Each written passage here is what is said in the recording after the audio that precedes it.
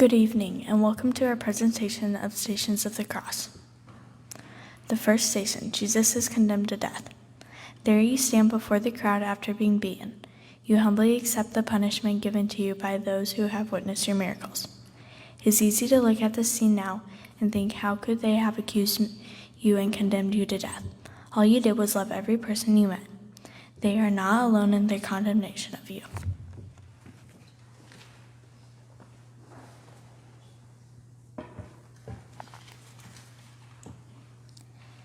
How often do my words condemn you in the way that I speak about others? It was not only the Jews and Pontius Pilate who condemned you, but I stand next to them shouting just as loud, "Crucify him." Jesus, forgive me for the ways in which I condemn you and pierce others with my words and actions. Help me to love you like you and to learn from your example.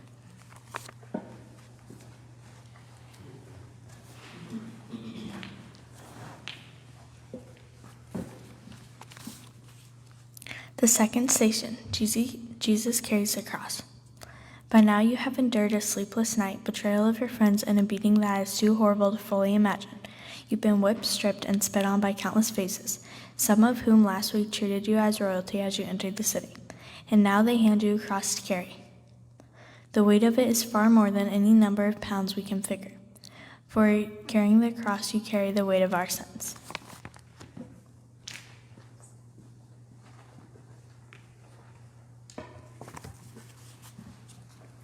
How often do I forget that you have carried the load for me? How often do I try to carry things on my own, not allowing you to help me? It was not only the sins of the world that you carried, it was my sin, my selfishness, my pride, my anger. Each added more weight to the load, and it was not only my sin you carried, but also my burdens, my worries, my fears, my sadness, my insecurities. Each you carried step by step up towards Golgotha. Jesus, help me not to forget the load that you carried for me.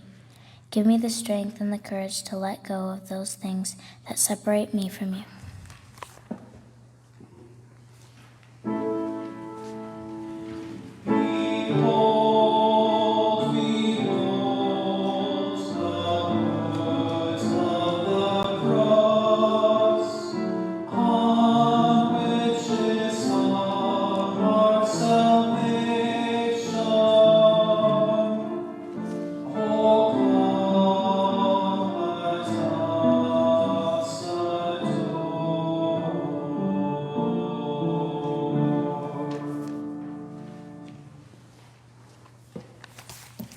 The third station, Jesus falls for the first time. As you walk through the narrow streets, every moment, every jolt burns and reopens your wounds. The pain along with the weight of the cross becomes too much and you fall. Even though you know what is still lies ahead, you do not stop and somehow find the strength to continue.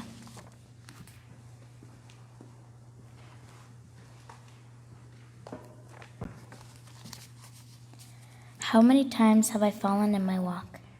Too many to count, I'm sure. So many times when I fall, I don't feel like getting back up and trying again. There are too many temptations that I'm faced with that feel too fun and easy to do because so many around me are doing them. Jesus, help me to remember your courage and perseverance when you fell. Give me the courage to get back up when I fall. Help me remember that it is worth it to live as you lived.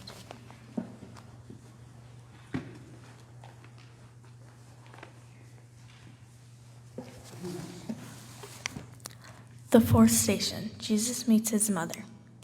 Amid all the shouts and cheers from the crowd, one voice stands out. At first it is so faint that you wonder if it is real. But then as your eyes meet, you see her face. You are not surprised that she is there for you. She has always been there for you. Her, yes. To the Father has been a light in the darkness, and now here in your darkest hour, she is here.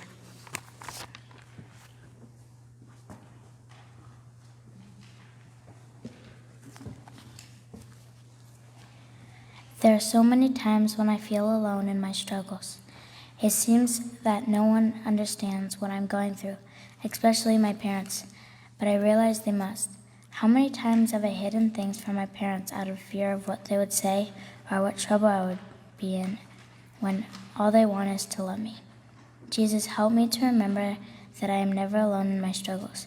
Help me to see my parents as you saw yours. Help me know their love for me, and when things are hard between us, help me to remember the light of your mother in my life.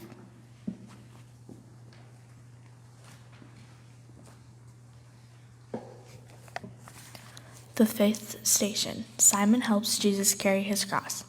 The soldiers who have beaten you all day had what appears a moment of compassion, yet instead their selfish motives override their opportunity for charity.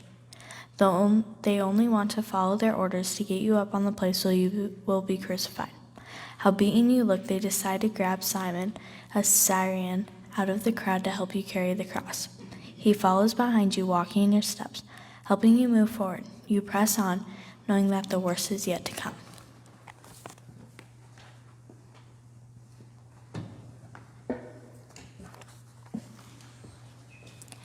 How often do I pass up on an opportunity to help someone in need? Do I let what others may think of me stop me from reaching out? Jesus, open my ears to hear the ways that you call me to serve.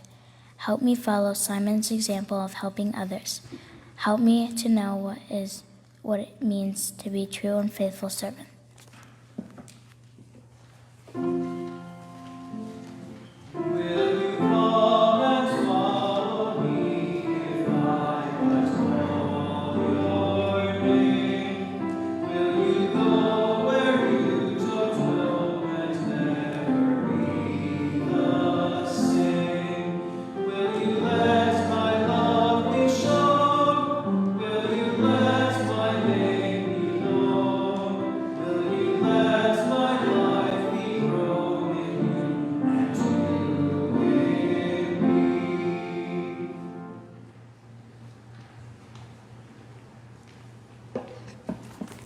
The sixth station. Veronica wipes the face of Jesus.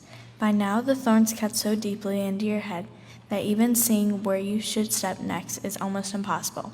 Up to this point, all who approach you other than your mother either shout at you or spit in your face. As Veronica approaches, she walks differently than the others. As she reaches out her hands and wipes your face with her cloth, suddenly her face of compassion becomes clear. No words are necessary. Both your eyes say it all. For in that moment, your dignity as a man is restored.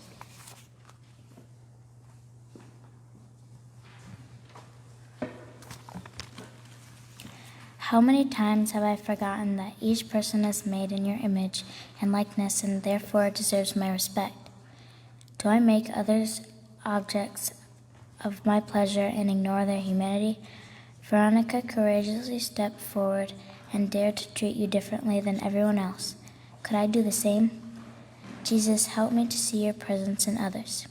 Give me the courage to follow Veronica's example of treating others with love even when no one else does.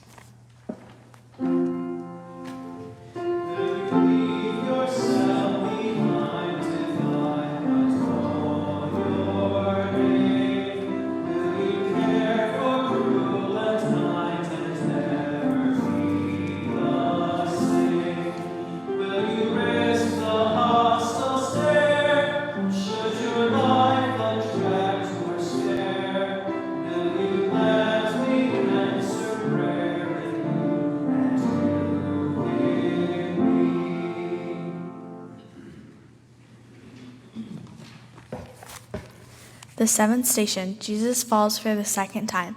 The soldiers are enraged at you for falling this time. They cannot understand how Simon's help is not enough.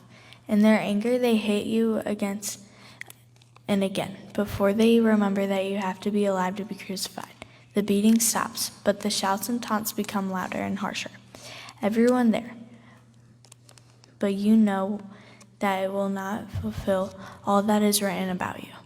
You know that you must be faithful to the Father's promise and to his people. Remembering your love and your faithfulness, you get up. And now with your wounds full of dirt, with each step embedding it deeper, you keep going.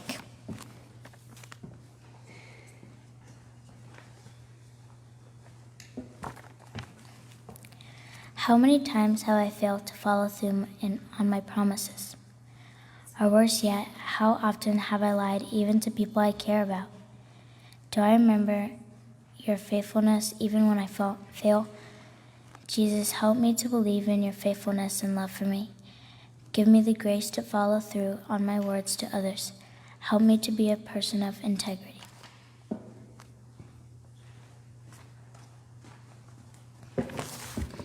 The eighth station, Jesus meets the woman of Jerusalem. Their wailing sounds like a funeral. They cry and weep as if you are already dead. While air still passes through your lungs and your heart still beats, to them you are dead. They know you are on your way to be crucified, and because of the beating you have endured, you already look like you should not be breathing at all. Yet in this moment, consumed by death, you speak words of life and say, "Daughters of Jerusalem, do not weep for me."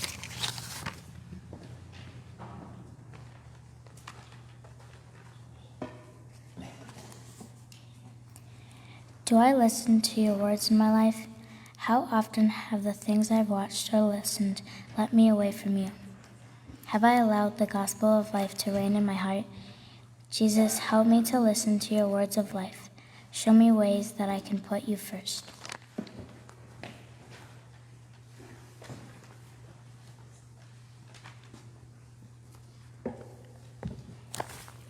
The ninth station, Jesus falls for the third time. Again you fall, this time from sheer exhaustion. Only your will presses you forward while your body refuses. How difficult it must be to you, fully God and fully man. God knows that this has to be finished and that is yet not completed. Man feels an excruciating pain with every bone in your body. Wants to stop right here and move no further. Somehow join together in your muster strength to get up. You vow to not fall again because you know you see the place they are leading you. You know the end is close, so you press on.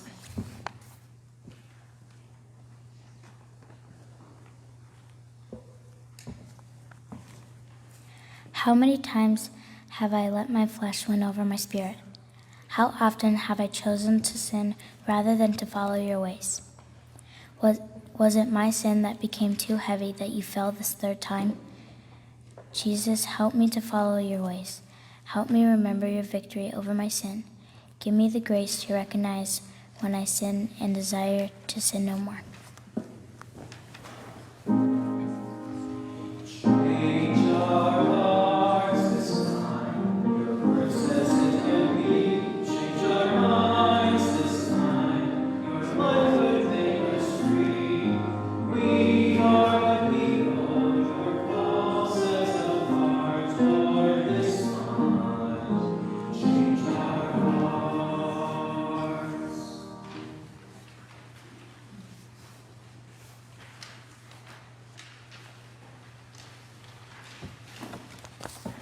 The 10th station, Jesus is stripped of his garments.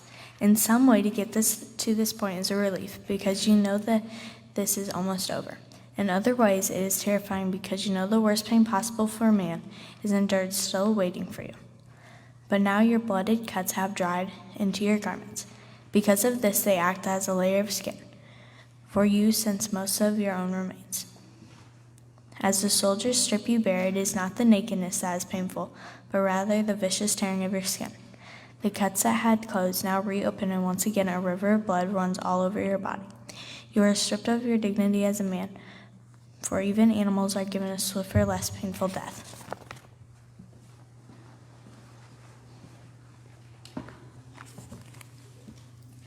How often have I judged others by the way they look or what they are wearing? Do I find my own self-worth and self-dignity by the clothes I wear or the way I look? Jesus, help me to look past the outside of others. Help me not to judge them by how they look or what they wear. Help me to find my self-worth and identity in you.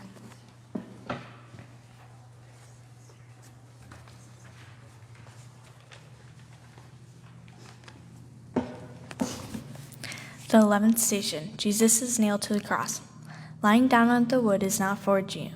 The first place you were laid when you came into this world was a wooden manger. There you lay, loved, and now out of love that you lay here on this wooden cross. The soldiers pull your right arm out beside you, then a horrific pain flows through your entire body. The nail pierces not only your hand, but also your whole body.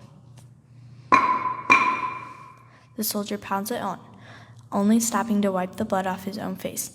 Again, the nail is driven into your other hand, and the pain jolts your entire body. Pain shoots up your legs as they nail your feet.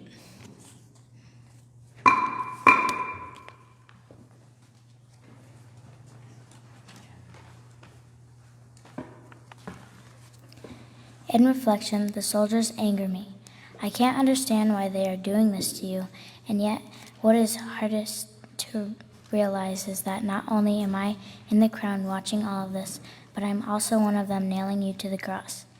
How many times has my sin become a strike of the nail into your body? How often do I turn away from your mercy? Jesus, I'm sorry for nailing you to the cross with my own sin. Help me to seek your forgiveness and mercy for the times that I sin.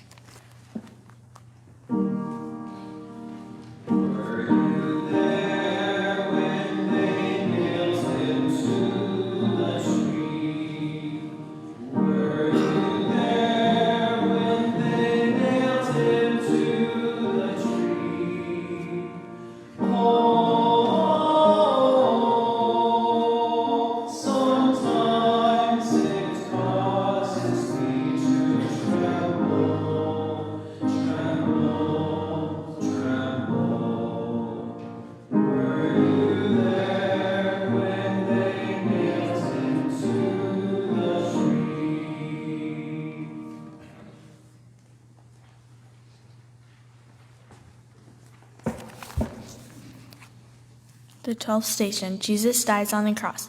Above your head is the inscription, King of Jews. As you use every last ounce left in your body to lift your body so that you can speak, you do not look at the part.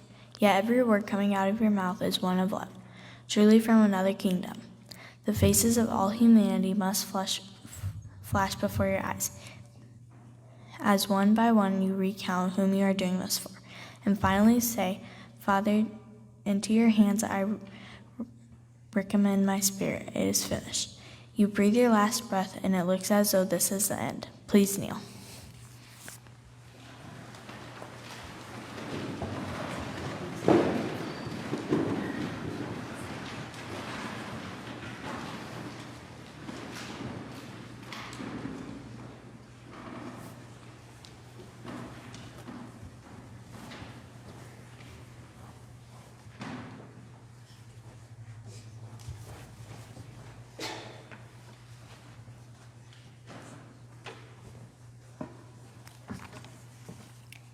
Please be seated.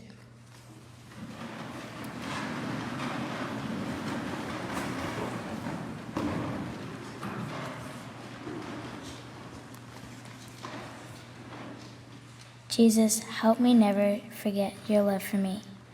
Help me to know that you died for me. Fill me with comfort in knowing that I never suffer anything you don't understand.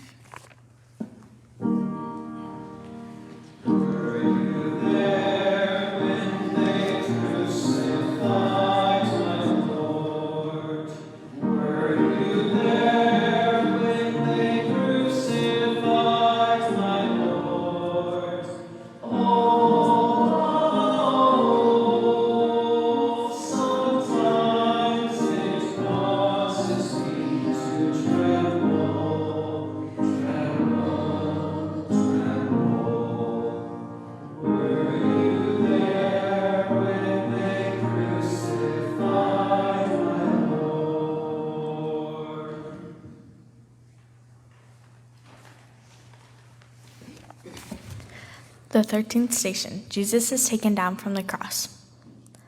The first arms that held you in this world are also the last. Your mother was told a sword would pierce her heart the day she presented you as an infant to the Father. Now she holds your body that is mangled beyond recognition. She sees not only the man she now holds, but also the child she held in her heart as her heart is pierced. Your comfort to her will come, but this is the moment she has only the Father to be with her in her sorrow and pain. All hope seems gone.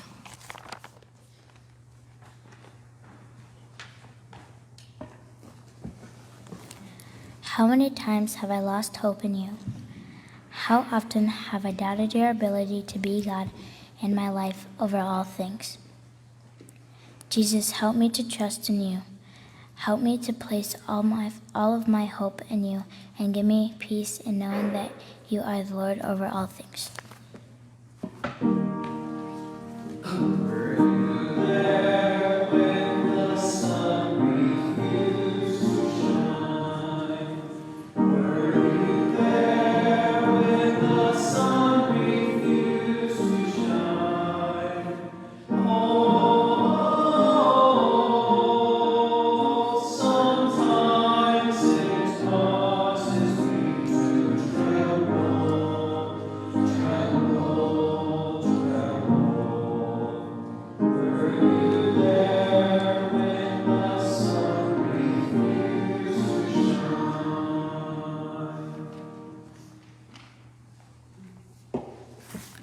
The 14th station, Jesus is placed in the tomb. You are laid to rest by Joseph in Arrhythmia, Mary Magdalene, Mary your mother, and a few other women. As your body is anointed, Mary Magdalene remembers your eyes penetrating her heart. Tears stream down her face along with the others there, as they too remember your love. They wrap your body in clean linens and lay you in a new tomb. The stone is rolled over the entrance. Now and as surely as the end. Up to this point, death is final.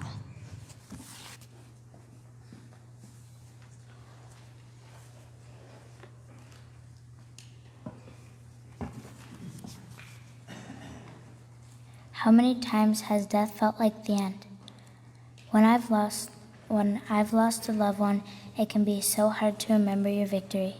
How often do I miss the opportunities to say, I love you, to those special people in my life? Do my family and friends know how I feel about them? Jesus, help me always remember that death is not the end. Give me the strength to say the words, I love you, to those people in my life that I do love. Help me to love every person, not just in words, but also with my actions. Jesus, I love you, I need you, and I trust you. Amen.